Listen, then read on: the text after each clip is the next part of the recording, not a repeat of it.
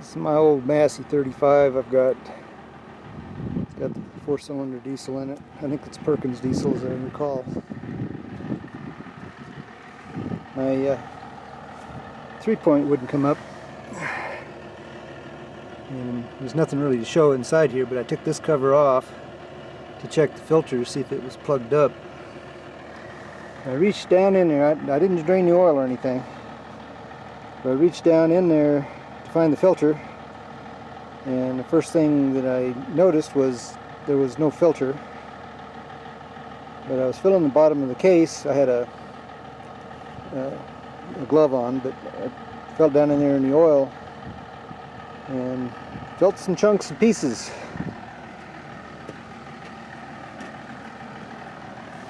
And these little three chunks and pieces is what came out of it. That one on the right is part of the hydraulic pump. So I'm going to have to check serial number, see what year this is, to see why this didn't have a filter down there. I mean, I couldn't even find a place for a filter. And I did check online before I even tore that apart. But the idea being is, you know, the cleanable filter down there wasn't even there on this particular unit. So I do have a 135 up there. It has the same rear end. And I've got a 50 over there on the other end of the yard. And I'm going to go over there and see if it's the same rear end. I may just split this tractor in half and put the rear end off that 50, because the 50 has a bad engine in it, and when I got it, I didn't get all the parts and pieces for the engine, put it back together. The 50 has a 6-cylinder engine in it, but a lot of the other stuff is pretty much the same as far as the transmission and the rear end, so I was going to see if I could put that rear end on this tractor. Now, this old 135 over here, we used to call this tractor Old Smoky. As long as you cleaned the spark plugs every once in a while, it kept on running. But it hasn't run in quite a few years now. And the reason I bought that old Massey 50 over there was because it had fairly decent rear tires, where these had mag chloride in the tires and rusted out the rims, and then of course the sidewalls went bad in the tires. So it's sitting down on the ground right now. But maybe I can take 2 tractors and make one at least, and maybe still have enough parts left over to get my old 135 running again. This is the old Massey 50.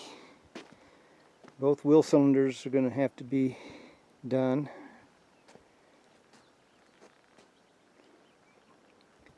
Yeah,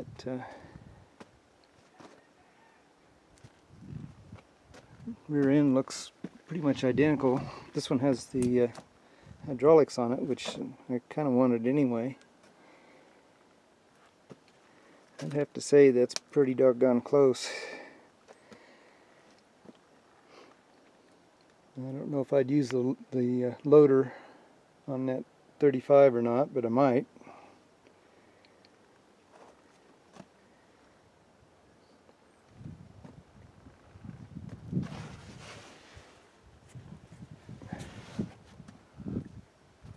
Yeah, somebody tore the engine apart in here. We just left it in this condition, and I bought it from the guy.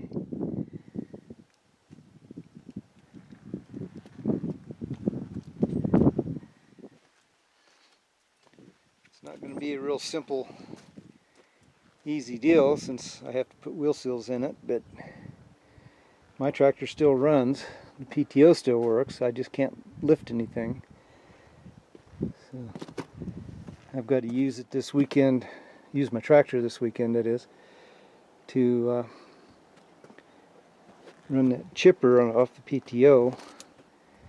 I may try to figure out some way to use a come along or jack, something to jack my 3-point up on it, just to get the chipper over to my daughter's rental house we've been working on. It's quite a unique way of keeping the hoses apart. I like that. Golly. It's just redneck right up my alley.